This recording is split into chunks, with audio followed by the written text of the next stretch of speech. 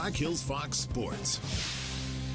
Welcome back. It's day 3 of state track and field from Howard Wood Stadium in Sioux Falls. Lots of West River athletes looking to bring home hardware and teams trying for overall titles. Some of the West River kids already were out East River a few weeks ago for the Howard Wood meet. Stakes are a lot higher this go around. Boys 110-meter hurdles. It's Sturgis's Aiden Hederman who wins in a meet record time, 13.88 seconds. Girls Class A 100-meter dash. Bennett County 8th grader Reagan O'Neill with all-class gold medal time of 11.96. Again, Reagan O'Neill only in 8th grade, 4 more years of high school for her. Great finish in the girls Class AA 110-meter dash. Aberdeen's Gracie Reif and Rapid City Stevens' Ella Brodeen neck and neck. A photo finish.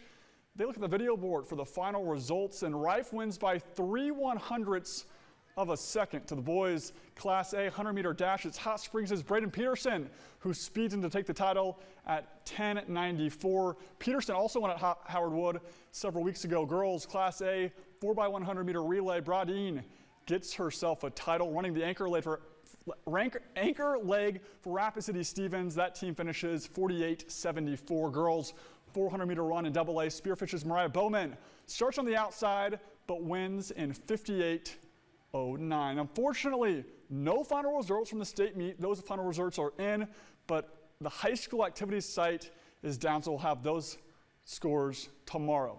Back here in Rapid City, another era of arena football is over. Yesterday afternoon, the Rapid City Marshals announced they would be ceasing operations effective immediately. Co-owners Wes Johnson and his sister, Rebecca Chapman, cited the failed promises of the AFL front office and the Marshals forfeiting that May 11th game against the Billings Outlaws as major factors in the decision. I had the chance to sit down with AFL Chairman Chris Chetty on Thursday, and we discussed how the league ended up at this point. What were your first impressions of former League Commissioner Lee Hutton when you first met him in Las Vegas to kick off AFL 3.0? The way it was framed to me was, Lee Hutton coming in as commissioner and, him partnered with Travell Gaines, they were going to take the whole thing and just build this whole thing out. Everything from media to sponsorships to team owners, everything down the line, turnkey. As an investor, this sounds good to me, right? Hey, it doesn't sound like I have to operate. So, we worked through that for, very, very, very closely for, 5-6 months. Why did you take a back seat after buying the AFL trademarks? The guys on the U.S. side are going to take it from here. We have a change in direction, change in vision, and I didn't have any plans to move to the States. I accepted an early buyout, right? Like I said, if my group is not wanted or not needed here, then if they don't see the value, then we're not here to try to convince anybody of our value.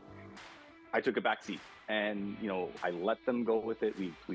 We've sent cease and desist. We've sent all kinds of legal communications. We've brought several firms on board to put a stop to this. And then when the writing was on the wall and the existing team owners and leadership all collectively decided that we needed a change, that's when I got in touch, or that's when Jeff Fisher got in touch with me, and then we were able to start connecting the dots.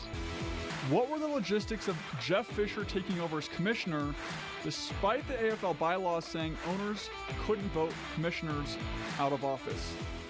Since you screwed up the second contract back in January 20th when we signed it, and they said that they were going to pay us in 48 hours and didn't, because they did that to us in July of last year, they've already breached the contract. So they've already, we've revoked the right to use the license immediately. So all these contracts and all these agreements that they've been putting in place have all been illegal. They're not on any sort of valid grounds. And he's lost his role as a commissioner a lot longer before that, because when he took over as an owner-operator on another shell to take the transferring of ownership of the marks, he's now stepped out of our purview as a commissioner in contractual agreement with G6 Sports because he's breached his contract. With the Marshals season over, team ownership announced that season ticket holders and people who have purchased tickets for the rest of the season will be reimbursed. To see the full team statement or to learn more about what happened in the recent days, visit blackhillsfox.com. That's a look at sports.